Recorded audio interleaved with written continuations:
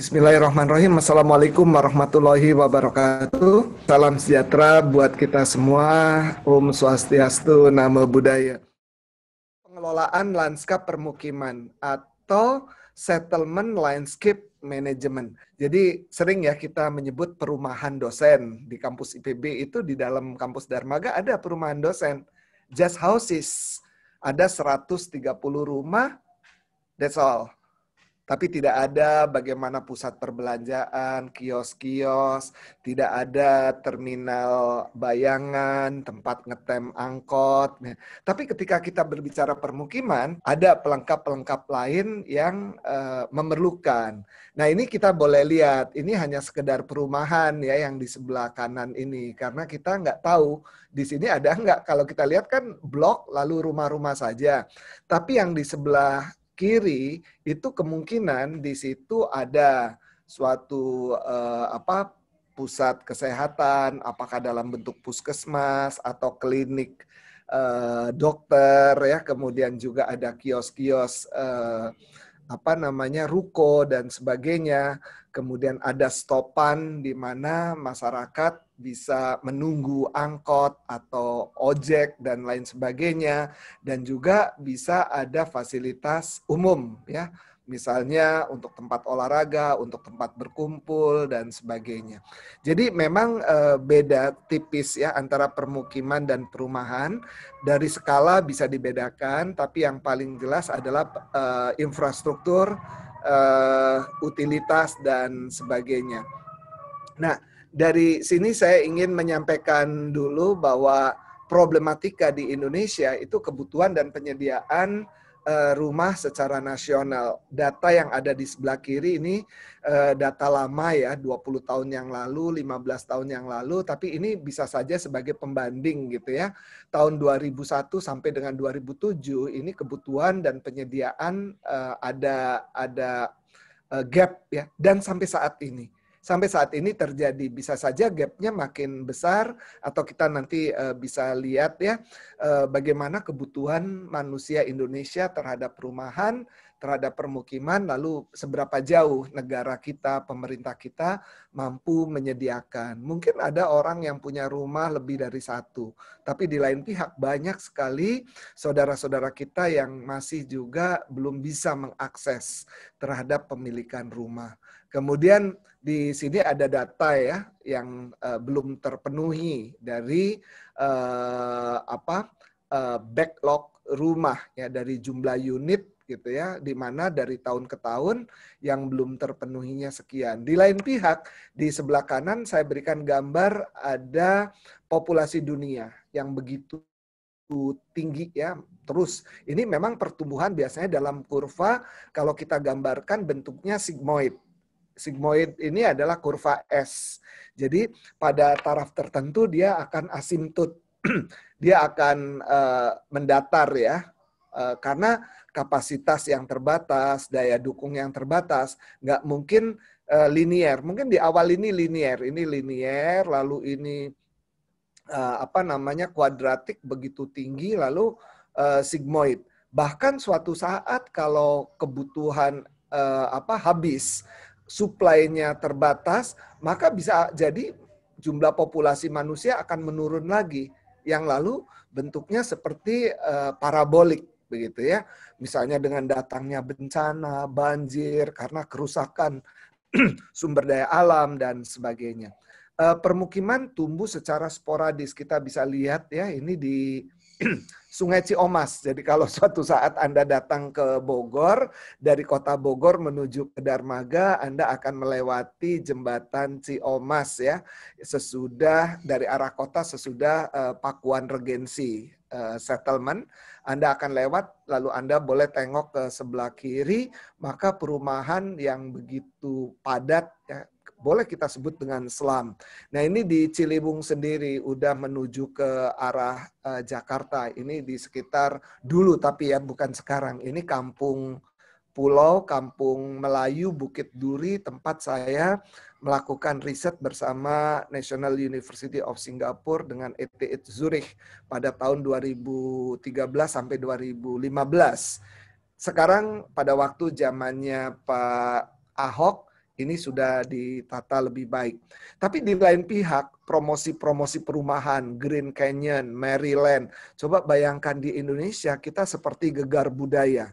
Ada tren gaya hidup perumahan-perumahan itu menggunakan nama-nama asing, arsitekturnya kita bisa lihat ya, ini kan sebenarnya arsitektur dari negara 4 musim ya, terasnya sempit, tidak punya veranda untuk mengantisipasi musim hujan dengan angin yang kencang, tempias. Ini pola-pola mungkin saudara yang dari ilmu arsitektur background-nya mesti memikirkan sebenarnya perumahan, permukiman wilayah tropis itu arsitekturnya seperti apa. Ini gara-gara ya saya pikir culture shock ya. Dengan adanya perubahan tren gaya hidup, orang banyak keluar negeri seolah-olah yang dari luar negeri lebih bagus.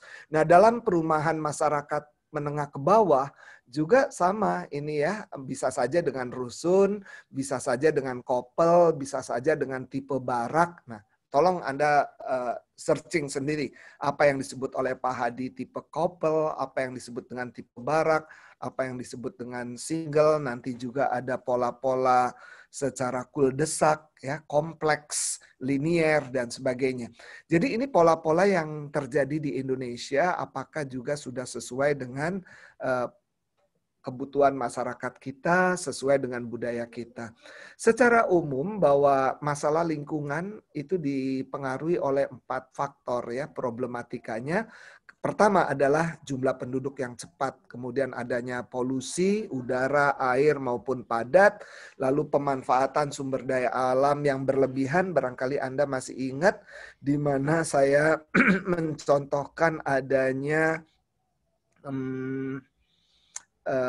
the common tragedy, ya, the common tragedy, bagaimana sumber daya alam dieksploitasi secara berlebihan, terutama di dalam public good, ketika sumber daya alam itu dianggap milik bersama. Kemudian menurunnya etika dengan perlahan terhadap lahan. Yang akan saya soroti pagi ini adalah pertambahan penduduk yang cepat. Anda boleh lihat ke kanan ya, dampak pada kebutuhan permukiman, penyediaan pemukiman yang semakin sulit akibat adanya urbanisasi, kemacetan di mana-mana, area pemukiman menggeser lahan pertanian. Ini pastilah ketika kita membangun permukiman ini ada lahan-lahan produktif yang alih fungsi, land use and land cover changes. That is also become a problem. Kemudian air, udara bersih juga semakin sulit ya. Kenapa? Karena perkerasan di mana-mana, jumlah sampah yang meningkat. Those are the problem in our environment ya. Jadi kita sebagai mahasiswa yang ada di arsitektur lanskap mesti peduli bagaimana dalam penataan landscape khususnya untuk suatu settlement. Lalu bagaimana pengelolaan atau manajemen lanskap sebagai salah satu solusi untuk mengatasi problematika lingkungan. Muncul dari tahun 70-an ada yang disebut dengan KIP, Kampung Improvement Project. Di Jakarta ada, di Surabaya ada, Bandung, Makassar, Palembang. Ini contohnya Anda bisa lihat orang Bandung, atau kalau bukan orang Bandung ya ngebayangin Bandung, ini adalah jalan utama dari Pastur ya, menuju lalu apa kita mau ke Dago, mau ke mana. Ini adalah simbolik jembatan yang ada di kota Bandung ya, jembatan layangnya. Anda bisa lihat permukimannya sedemikian rupa ya. Lalu bagaimana KIP juga dilakukan di Palembang ya. Ini Palembang melakukan perbaikan-perbaikan daerah slum, begitu juga Surabaya dengan Moro Kembangannya. Lalu bagaimana dengan Rusunama, Rusunami, Rusunawa maksud saya ya. Rumah susun sewa, rumah susun milik. Itu adalah suatu pemecahan-pemecahan. Tapi apakah saat ini kita sudah mencukupi ya, harusnya bergerak dengan cepat. Kita boleh ambil suatu saat saya ke Beijing, suatu saat saya ke Taiwan, begitu juga dengan Jepang ya, negara-negara yang begitu hebat, permukiman itu diutamakan dan tidak lagi landed, tidak lagi single house, tapi sudah vertikal, sudah menuju ke high rise building, sekalipun untuk kelas bawah. Tentu beda ya ukuran kamarnya, beda ukuran ruangnya. Biasanya fasilitas umum yang diutamakan ya, fasumnya karena akan mempengaruhi perilaku budaya kehidupan masyarakatnya. Tapi bagaimana rumah-rumah susun, apartemen, ataupun kita sebut dengan mansion, kita sebut dengan flat, apapun namanya, mereka mencoba mendekati kepada pusat-pusat pekerjaan supaya tidak memerlukan transportasi yang sama, misalnya orang Bogor bekerja di Jakarta. Jadi kalau bisa kantor itu hanya satu langkah. Bahkan sekarang kan banyak ya perkantoran, apartemen menjadi satu, sehingga hanya keluar dari kamar, turun dengan lift, kita tinggal menuju ke lantai bawah, itulah kantor kita. Ini yang menjadikan efisiensi di dalam penggunaan lahan.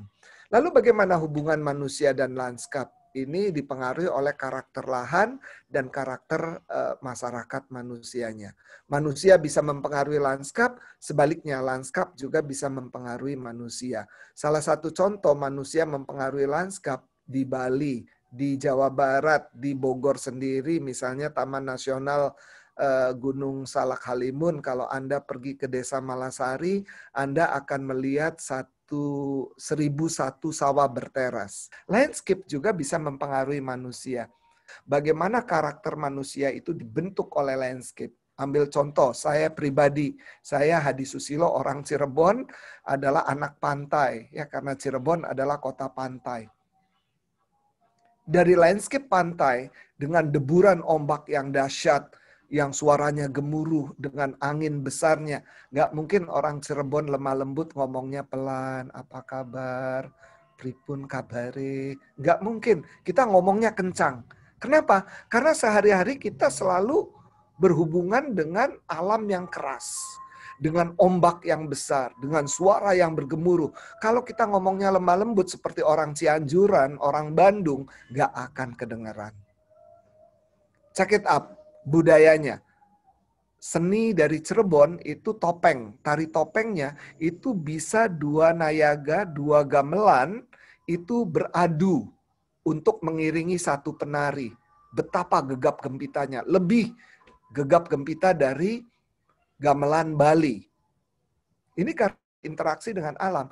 Beda sekali dengan kecapi suling Cianjuran, kecapi suling Parahyangan, yang ada landscape pegunungan dengan air yang gemericik, dengan angin yang berdesir, lembut, sehingga orangnya ngomongnya juga pelan. Bukan berarti soal halus dan kasar, but that is the character. Human character that is influenced by landscape character. Ini salah satu bentuk saja. Tentu Anda bisa mengeksplor lebih jauh bagaimana karakter manusia dipengaruhi oleh landscape dan sebaiknya landscape dipengaruhi oleh manusianya. Lalu apa saja sih unsur-unsur lingkungan pada suatu lanskap? Bisa ada cuaca iklim, ya, cuaca dalam skala mikro, iklim dalam skala global, dipengaruhi juga oleh air, bentukan lahan, morfologi, geomorfologi, tipe batuan, ya, jenis tanahnya subur atau tidak. Anda akan melihat ya masyarakat pada wilayah yang didukung oleh landscape dari jenis tanah yang subur dengan masyarakat pada landscape yang gersang. Karakternya juga akan berbeda. Bagaimana penutupan vegetasi, fauna yang ada, lalu bagaimana pengelolaannya di dalam permukiman itu sendiri. Itu juga dipengaruhi. Rumah, permukiman itu terdiri dari rumah-rumah yang milik pribadi kah, atau milik adat, milik marga, karena ada suatu area yang dimiliki oleh marga, lebih tinggi lagi, artinya lebih ketat lagi dimiliki oleh adat. Tapi ada di mana perumahan-perumahan modern yang masing-masing individual, ya, dalam suatu permukiman terdiri dari rumah-rumah, perumahannya adalah milik pribadi. Tapi selain kita mengaku milik pribadi, itu juga datangnya apakah dari pewarisan atau membeli sendiri. Atau kalau yang lagi dihuni, Anda boleh bertanya, ini milik sendiri atau sewa. Kalau sewa, berapa lama? Sistem sewa atau sistem kita ada disebut dengan sistem penyewaan atau sistem kontrak.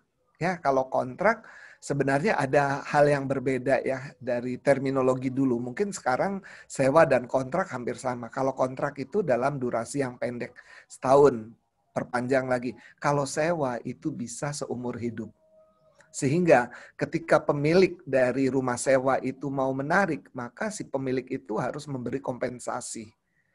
Ya, ini di dalam perundang-undangan yang warisan Belanda. Tapi anak muda sekarang barangkali menerjemahkan sewa dan kontrak hampir sama, yaitu durasinya setahun, perpanjang lagi. Padahal dengan kata sewa itu ada beberapa perbedaan. Baik, lalu evaluasi untuk membuat suatu permukiman yang baik. Sorry ya, saya masih menggunakannya pemukiman. Nanti sebelum saya upload, saya akan CCPR. Harus yang benar permukiman, perumahan, perkotaan, perdesaan. Bukan pekotaan kan? Dan juga bukan pedesaan. Sering sekali kita nyebutnya pedesaan. Nah, untuk bisa membuat suatu permukiman yang baik, kita harus mengevaluasi lahannya, kesesuaiannya. Maka apa yang dibutuhkan di sini ya, infrastruktur dalam satu pemukiman? Tadi kan sudah tahu ya, beda dengan perumahan. Ada sarana pendidikan, ada pasar, paling tidak pertokoan atau ruko ya, kios-kios, at least ada. Kalau tidak sampai tersedianya pasar. Ada transportasi terminal, paling tidak terminal bayangan ya. Jadi ada moda transportasi itu tersedia.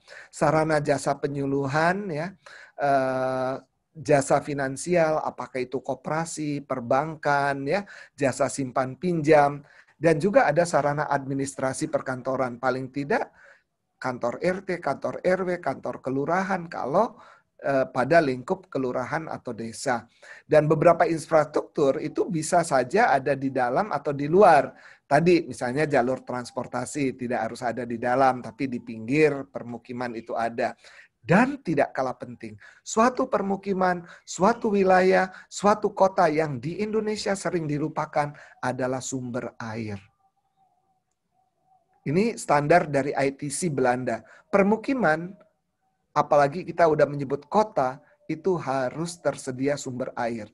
Sehingga waduk, danau, embung, situ, paling tidak kolam besar, kanal-kanal, aliran sungai, itu harusnya tersedia. Dan ini yang sering di Indonesia beberapa dekade terakhir itu terlupakan. Bahkan terdegradasi. Sejak zaman Belanda, Kabupaten Bogor, Kota Bogor itu banyak sekali yang disebut namanya situ. Situ adalah small lake. That is the human made, buatan. Apa? Karena Belanda tahu air adalah sumber kehidupan. Tetapi boleh Anda lihat, banyak sekali terdegradasi. Apakah secara alami karena tidak dipelihara, lalu dangkal, lalu menjadi daratan, atau diuruk. Di Michigan State University ada Act yang begitu diterapkan, meskipun milik pribadi. Kalau saya ada kolam, di pekarangan saya ada rawa, saya sembarangan diuruk. Padahal itu milik saya, harus izin dulu. Kalau tidak diizinkan, itu harus tetap dipertahankan dalam bentuk badan air, wetland. Nah, masalahnya di kita selalu image rawa. Wetland itu kan boleh dalam bahasa Indonesianya ya badan air, lahan basah, atau juga rawa. Karena itu di dalam settlement, jenis penggunaan lainnya, ada batasannya adalah Land Utilization Type or LUT. So, ingat ya, di sini saya tidak menulis lengkap, tipe penggunaan lahan, Land Utilization Type. Jadi batasan itu tipe penggunaan lahan apa yang akan diperlukan untuk suatu penggunaan. Nah, karena kita menggunakannya untuk permukiman, jadi permukiman itu adalah suatu bentuk penggunaan lahan, land use.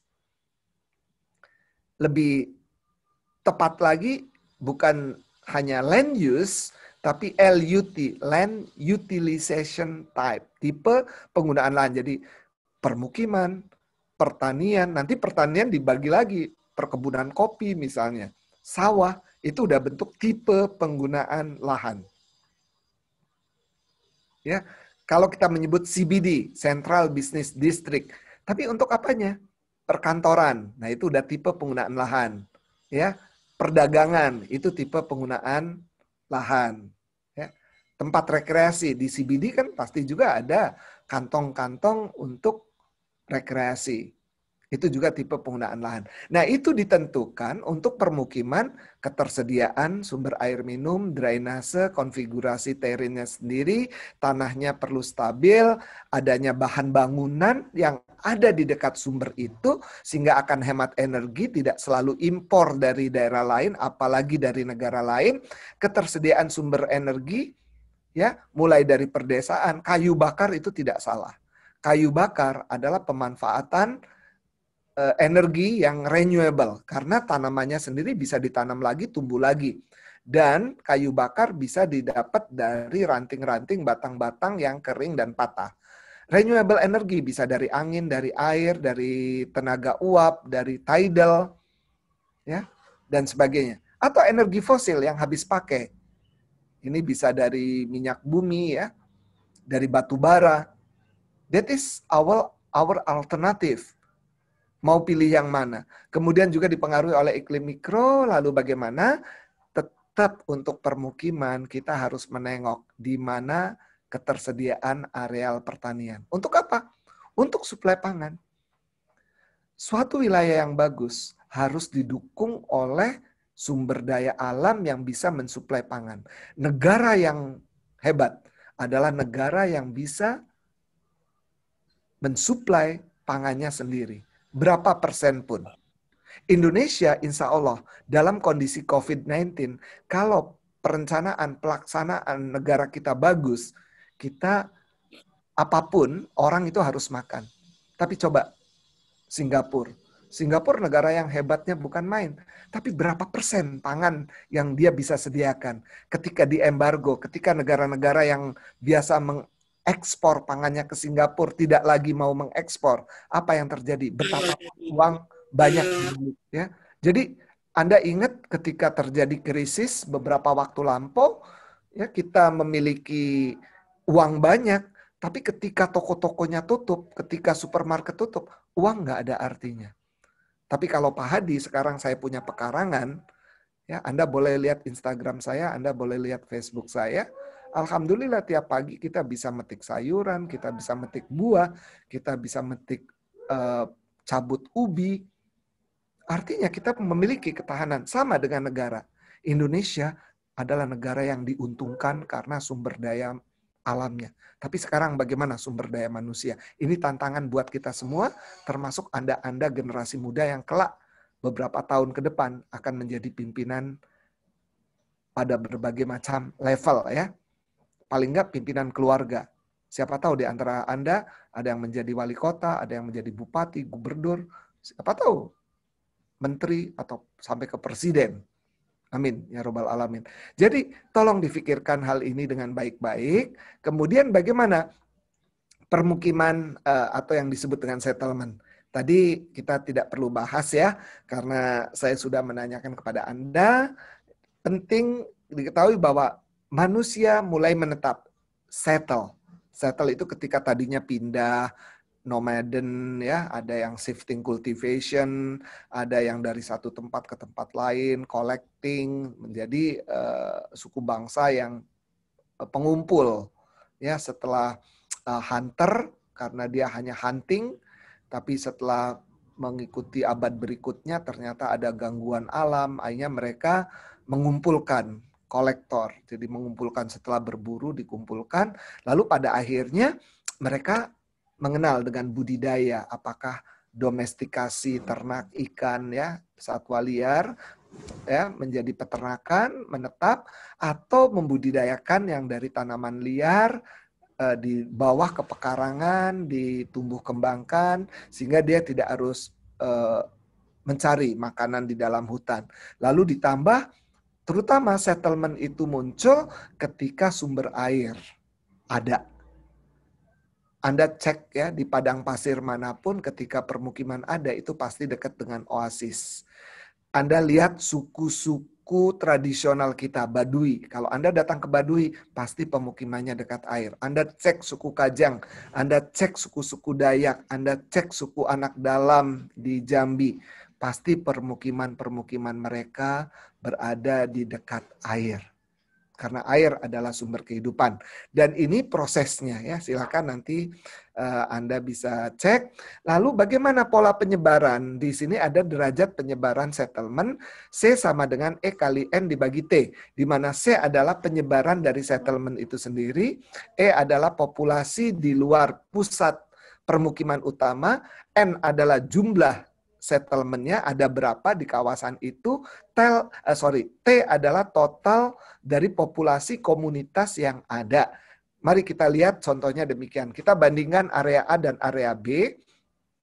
Yang merah-merah, belentong-belentong kecil dan besar, ini menunjukkan jumlah populasi dari settlement. Sementara belentong-belentongnya ini adalah N, ya, jumlah settlement. Kemudian kalau dijumlahkan 10 tambah 100 tambah 500 tambah 10 tambah 100 tambah 10 tambah 10, itu adalah total populasi pada permukiman A. Lalu bagaimana di permukiman area B? Sama. Nah, sekarang pertanyaan saya, mana yang lebih besar derajat penyebarannya? So you can use this formula, kemudian Anda boleh menghitung, nanti Anda bisa jawab mana yang lebih besar, A atau B. Baik, saya lanjutkan. Nah, dari derajat itu kita akan tahu bagaimana pepusatan tinggi, bagaimana penyebaran total dari rumus itu ya. Lalu ada yang disebut dengan site, ada yang disebut dengan situation. Ketika site, padan katanya adalah geotopological position. Sedangkan situation adalah geochorological position. Apa itu? Yang disebut geotopological position, posisi permukiman yang berhubungan dengan lingkungan terdekatnya. Reliefnya bagaimana, iklimnya bagaimana, jenis tanahnya bagaimana, vegetasi alaminya bagaimana, aksesibilitasnya bagaimana, sumber airnya bagaimana. That is site. Tetapi ketika kita nyebut situation atau geochorological position adalah posisi permukiman yang berhubungan dengan lingkungan regionalnya. RT, RW berapa, kelurahan apa, kota kabupaten apa, termasuk dalam provinsi apa. That is situation. Mudah-mudahan bisa dipahami. Lalu bentuk settlement itu juga dipengaruhi oleh aspek fisiognomi topografi, apakah itu ukuran, bentuk tata bangunan, ya, kerapatan dari bangunan, tipe bangunan, ukuran, tinggi, atap, material. Tadi kan ada single house, landed. Ada tadi saya nyebut misalnya couple, 2 rumah berdempet. Satu dinding tengahnya bareng, ada barak. Barak itu berderet, semua nyambung-menyambung. Ada flat. Flat itu biasanya semacam apartemen, tapi hanya terdiri dari 2 lantai saja. Ada yang high-rise building, kita bisa nyebut apartemen, kita bisa menyebut mansion, tergantung dari luxury atau tidaknya. Atau dalam bahasa Indonesia ada yang disebut rusunawa, ada yang disebut rusunami. Lalu ukuran. Ukuran sendiri ternyata ada settlement tunggal. Ada settlement kecil, kecil sampai sedang, sedang, settlement besar, settlement sangat besar. Kok bisa ada settlement tunggal? We found this settlement look like in the US. Di Amerika itu banyak petani-petani yang memiliki hamparan pertaniannya 500 hektar, 1000 hektar. Di tempat saya pernah visiting professor di Michigan State, itu termasuk state yang memiliki luas lahan yang besar setelah Texas. Kalau nggak salah yang paling besar Texas. The average of land ownership of the farmer in Michigan itu 300 hektar. Rata-rata pemilikan lahan. Coba bandingkan dengan rata-rata pemilikan lahan petani di Pulau Jawa 0,3 hektar. Di luar Jawa bisa sampai 2 sampai 2,5 hektar. Tapi di Jawa 0,3 hektar. Di Amerika itu, di Michigan itu 300 hektar. Di Australia dan New Zealand, petani bisa lebih luas lagi memiliki lahannya. Dan ketika mereka rata-rata 300 hektar, maka di dalam 300 hektar ya ada rumah dia, ada gudang, ada pom bensin, ada segala macam infrastruktur yang disediakan sehingga kalau dia mengisi bahan bakar untuk traktor, untuk segala macam, dia tidak harus keluar dulu dari rumah dia, tapi sudah terhubungkan itu dengan pom bensin yang self-service. Itu dari dulu saya kaget juga. Wah, di ladang jagung tiba-tiba muncul satu bentukan box ya, di mana kita tinggal mencet, lalu yang tidak terduga sekarang juga sudah ada di Indonesia, ya, self service seperti misalnya untuk beberapa vendor seperti box minuman dan sebagainya, kita taruh koin keluar sendiri. Nah, itu kan juga baru beberapa tahun terakhir ya, 5, 6, 7 tahun yang lalu. Sementara di Jepang, di Amerika, bahkan di tengah perdesaan yang sunyi senyap, itu disediakan. Bahkan di Jepang itu di atas Gunung Fuji, ketika saya menaiki Gunung Fuji sampai ke Gojo ya, pada level 5, pada ketinggian 2000-an, itu tersedia vending mesin. Mau mie instan, mau apa, itu sudah ada di sana. Alhamdulillah di Indonesia juga sudah tersedia beberapa waktu lampau. Dan ini di pemukiman yang single, itu semua tersedia itu.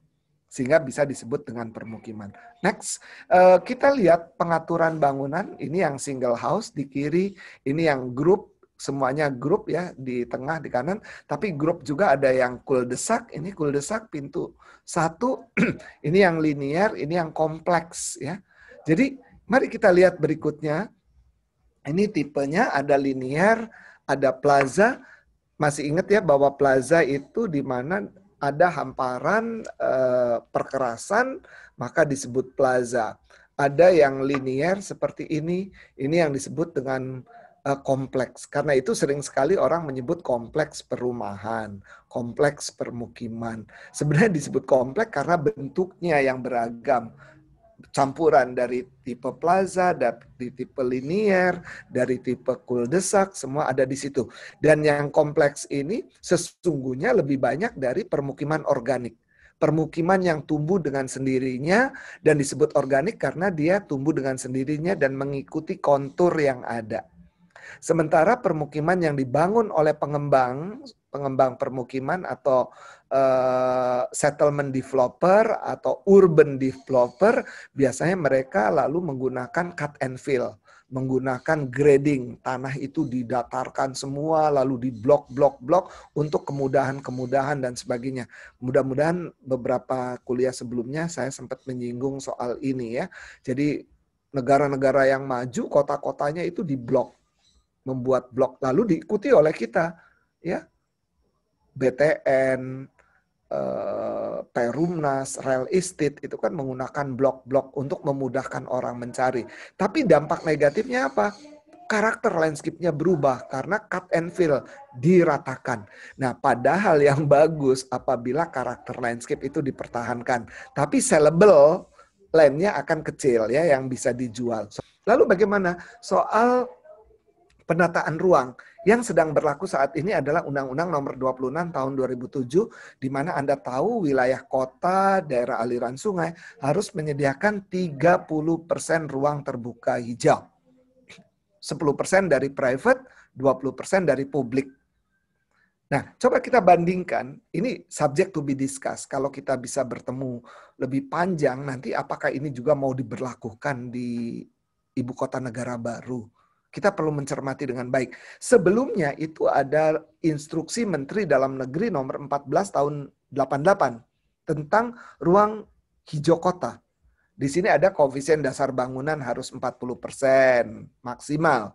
Berarti 60%-nya adalah ruang tidak terbangun. Rasio terbuka hijau dengan terbangun 6:4. Kebutuhan RTH ini ada skala penduduk.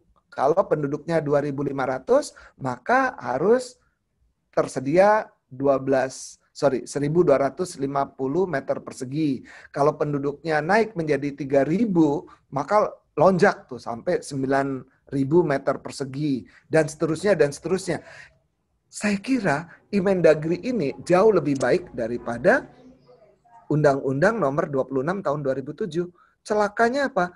Apabila ada bupati wali kota yang masih memiliki hutan di tengah kotanya, dia masih memiliki 80% ruang terbuka hijau. Tapi dengan adanya Undang-Undang Nomor 26, karena boleh sampai dengan yang penting 30%, sehingga yang 50% tadinya hijau itu dibangunlah ruko, dibangunlah hal-hal yang masif. Ini kan bahaya sekali. Dia tidak salah, karena yang penting wali kota itu mempertahankan 30%. Ini ya bedanya dengan Imendagri. Apalagi kalau dibandingkan dengan Simon. Standar Simon, ini saya lebih suka memakai ini karena ada pengkelasan dari neighborhood community, urban or city, and then region or province or state. Maka RTH dihitung meter persegi per jiwa. Jadi akan dihitung semakin jumlah penduduk banyak, itu bukan berkurang RTH-nya, tapi semakin gede. Lihat, check it up.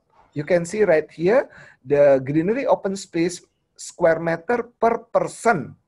Ketika levelnya ketetanggaan, harus tersedia 1 orang 12 meter persegi. Ketika levelnya komunitas, RT, RW, kelurahan, harus tersedia 20 meter persegi per orang. Ketika levelnya kota, harus tersedia 1 orang penduduk kota, citizen itu, terwakili dengan 40 meter persegi. Dalam konteksnya provinsi, state, negeri, maka 40 meter persegi. Dari mana datangnya? Akumulasi. 80 itu tentu menghitung dari 40, ditambah 20, ditambah 12.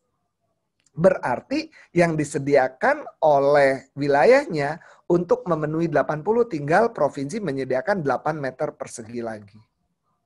Paham ya? Kota menyaratkan 40, datangnya dari mana? Dari 20 dan 12. Sehingga yang 12 kan di pekarangan, yang 20-nya di taman-taman lingkungan dan sebagainya. Tinggal kotanya menyediakan 8 meter persegi lagi per orang. Begitu juga, karena di tiap rumah tangga per orang itu harus menyediakan 12 meter persegi ruang terbuka hijau. Jadi Anda bisa bayangkan suatu saat Anda menikah, punya keluarga kecil baru, Anda suami atau istri plus anak 1, 3 orang. Berarti rumah Anda harus memiliki 36 meter persegi pekarangan sebagai ruang terbuka. Cek RSS. Rumah sangat sederhana. Biasanya tipe 21. Nah tipe 21 itu kan luas lahannya berapa tuh? Coba bisa dilihat ya. Luas lahannya 70 meter persegi. Dikurangi 21, tinggal 49. Pas sekali. Ya, kurang lebih kalau Anda misalnya keluarganya berempat. Berarti ada 48 meter persegi. Mbok Yao jangan dibangun apa-apa. Tapi kan kita ekonominya meningkat, beli mobil, bikin garasi, suaminya bekerja, istrinya ibu rumah tangga. Bilang ke suaminya, mas, kenapa nggak bikin kios? Saya pengen bisa punya pendapatan. Lahan yang saupil itu bikinlah kios. Habis yang 49 meter persegi. Bahkan ada istilah RSSSSSS. Tahu singkatan dari apa? Rumah sangat sederhana, sana sini sempit sampai selonjor saja susah. Nah itu dia. Nah, karena itu ini perlu pedoman bagaimana orang bisa mencukupi. Lalu pola permukiman, ini dari penelitian-penelitian saya, sejak saya lulus, saya sudah memberi perhatian terhadap penelitian permukiman dari rumah-rumah adat, permukiman tradisional, ini di suku Dayak Kalimantan Barat. Yang saya perhatikan adalah bagaimana mereka menempatkan rumah panjang sebagai communal housing. Ya, kemudian ini penelitian saya di Das Mandalam ini 2006 sampai 2008 di Kapuas Hulu. Saya kemudian Ibu Dr. Christine Wulandari, Pak Kodarian Pramukanto dengan Pak Kaswanto. Ini publikasinya sudah ada. dan juga muncullah AFLA, ya, Agroforestry Landscape Analysis. Saya meneliti dalam satu das bagian dari Kapuas, ini ada di Kapuas Hulu, yaitu di das mendalam kalau Anda yang dari Kalimantan. So sorry, ini gambarnya tidak begitu, ini ya tipis sekali. Tapi pada intinya ada tipe A yang saya temui di sana, di mana jalan diapit oleh dua permukiman. Kemudian tipe B, ya, ini mozaik lanskap. Jadi ini sebenarnya ada kebun, ada perumahan. Tembawang itu adalah talun di daerah Dayak, kemudian ada ladang, lalu paling luar adalah hutan. Ada tipe C, komposisinya juga berbeda dengan tipe A, tipe B, dan ada tipe D. Ini adalah rumah bentang atau rumah panjang, bisa sampai 100 atau lebih keluarga, panjang sekali. Dan ini juga sangat menarik. Saya meneliti 3 tahun, sehingga saya tahu ada Dayak bertahan, ada Dayak penyerang. Tentu saat ini berbeda, tidak ada lagi perang-perangan antar suku, ya. Tapi tipe dari rumah panjangnya sendiri ini menentukan apakah dia tipe Dayak penyerang atau tipe Dayak bertahan. Check it up here. Ini yang ada teras lalu punya fence, punya pagar di rumah panggungnya, ini adalah tipe Dayak bertahan. Beda sekali. Ini sama-sama di Kalimantan Barat.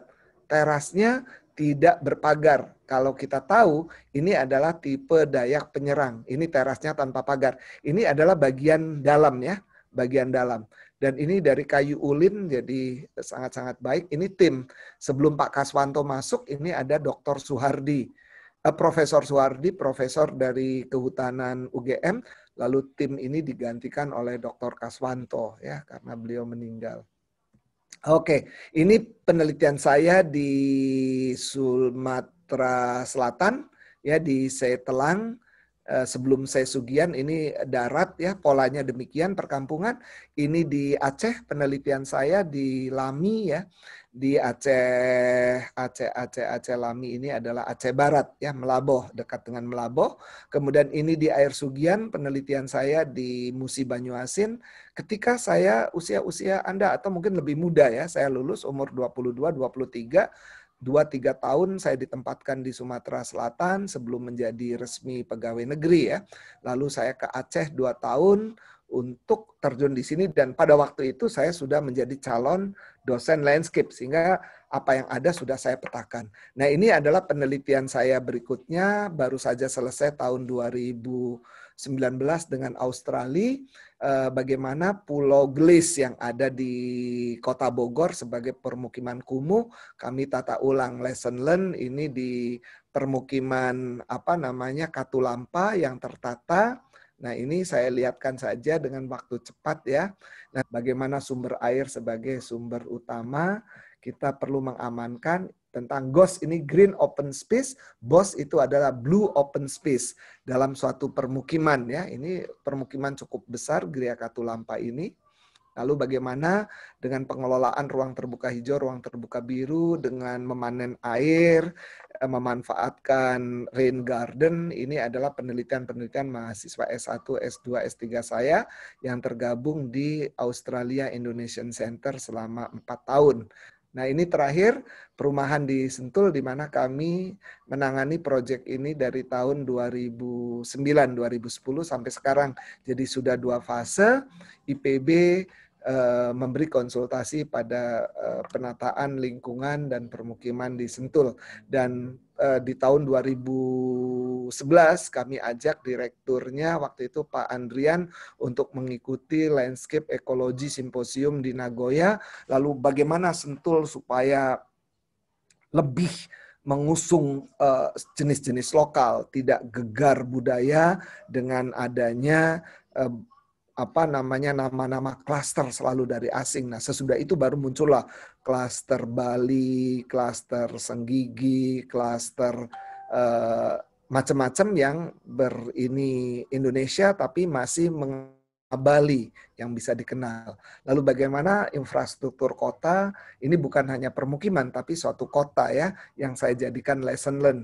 Bagaimana ruang terbuka hijaunya, Anda bisa lihat dari atas, Anda bisa lihat rumah-rumah tanpa pagar, dengan menyediakan ini, dan bagaimana rumah modern mengakomodir KDB yang kecil dengan menggunakan sistem panggung, meskipun dengan beton ya, Anda bisa cek di sini. Kemudian bagaimana Green Valley mengutamakan ruang terbuka hijaunya, kemudian bagaimana Eco Park di tengah-tengah pusat kota itu dibangun suatu taman ekologis, taman kehati, dan bagaimana tata ruang kota. Anda boleh lihat di sini ada Office Park and Commercial IPB Campus gitu. Dan satu infrastruktur adalah rumah sakit yang dibutuhkan. Saya kira demikian ya, kita bisa bertemu lagi di minggu ke-6. Demikian saya tutup. Wabillahi taufik wal hidayah. Wassalamualaikum warahmatullahi wabarakatuh.